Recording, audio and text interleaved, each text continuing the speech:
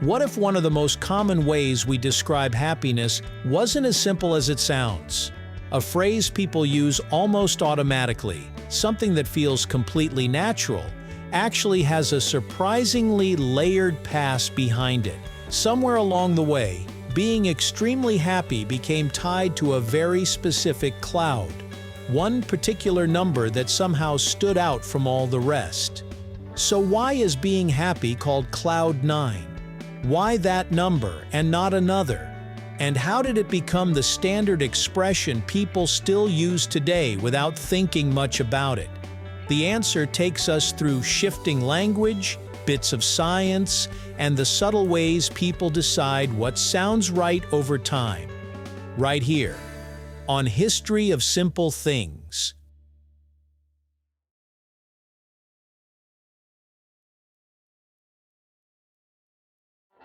Long before Cloud 9 became the standard way to describe happiness, people were already connecting clouds with emotional highs.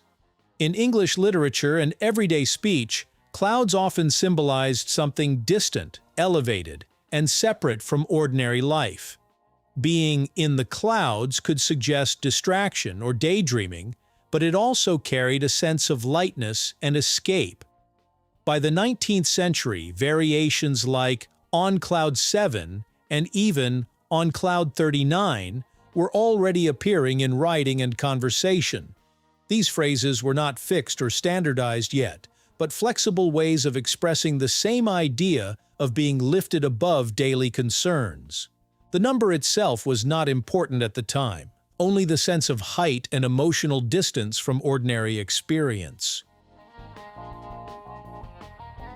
One of the most commonly cited explanations for Cloud 9 comes from meteorology. In the early 20th century, the U.S. Weather Bureau created a system that classified clouds based on their type and altitude.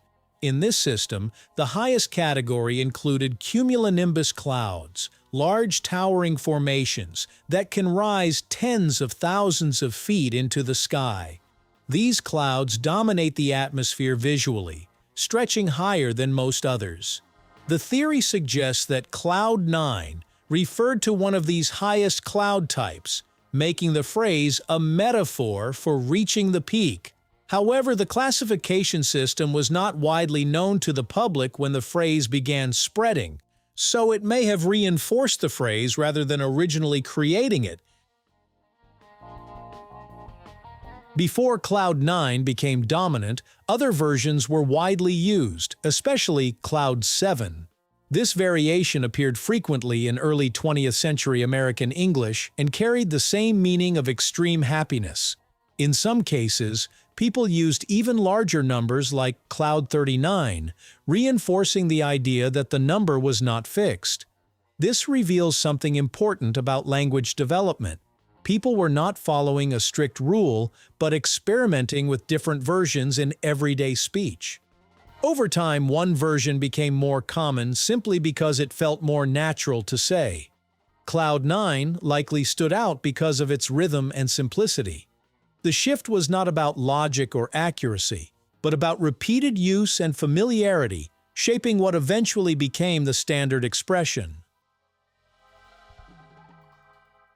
As the phrase moved into the mid-20th century, popular culture played a major role in solidifying Cloud 9 as the standard expression.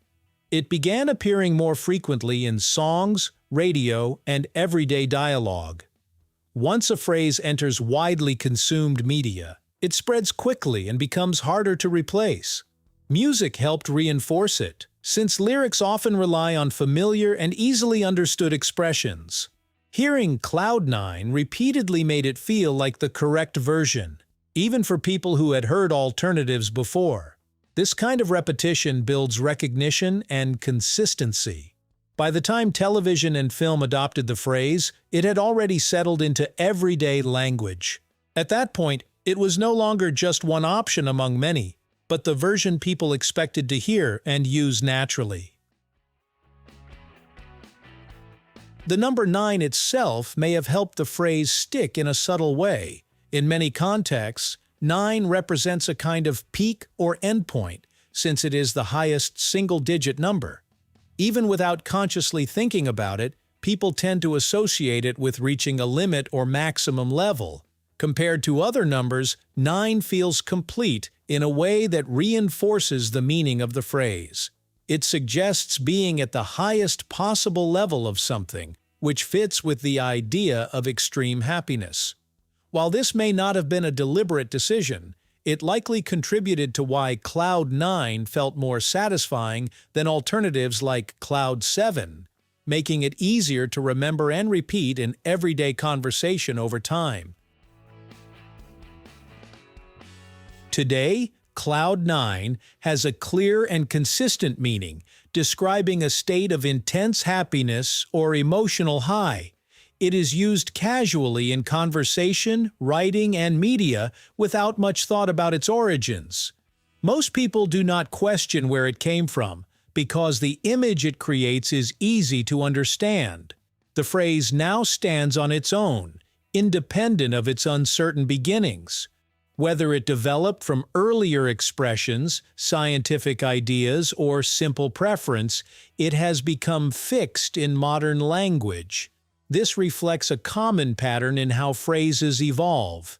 They begin loosely, shift through different forms, and eventually settle into something stable. Cloud 9 doesn't point to a single clear origin, and that's exactly what makes it interesting. Instead of coming from one defined source, it seems to have taken shape through layers of usage, shifting meanings, and cultural reinforcement over time. What started as loose expressions tied to elevation and emotion gradually narrowed into something fixed, not because it was officially chosen, but because people kept using it until it felt natural. In the end, the phrase says less about clouds or numbers and more about how language quietly settles into place. Sometimes words don't need a confirmed beginning to feel right. They just need enough people to keep saying them until they become part of how we understand the world. Thank you for watching. If you have suggestions for our next video, feel free to share them in the comments below. We'll be sure to give you an acknowledgement for your contribution.